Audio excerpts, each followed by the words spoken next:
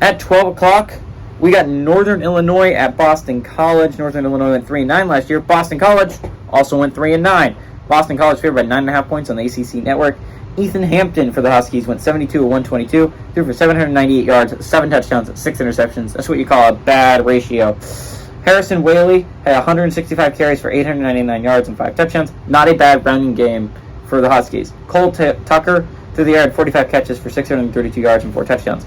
Phil Jurkovec went 147 to 247, threw for 1,711 yards, 11 touchdowns, 8 interceptions. Not a good ratio there either. Pat Garlow III had 132 carries for 403 yards and 3 touchdowns. And Zay Flowers had 78 catches, 1,770 yards, and 12 touchdowns.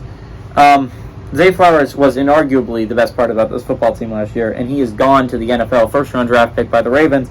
Boston College leads the series all-time 3-0, 1971 to 2017. The biggest win, though, was only 10 points. This has been a close games throughout, which is really interesting that Boston College has not dominated this series. Despite being up 3-0 in the series, all these games have been pretty close against Northern Illinois, which is kind of crazy to think about. I really like Boston College here. Obviously, Zay Flowers leaves, and that hurts, but Philip Jurkovec, in my opinion, is one of the more underrated quarterbacks in the ACC. He's not bad by any stretch of the imagination. He throws a nice football. I think it just hasn't worked out for him in the past because he hasn't had elite players. I don't know if he has elite players this year.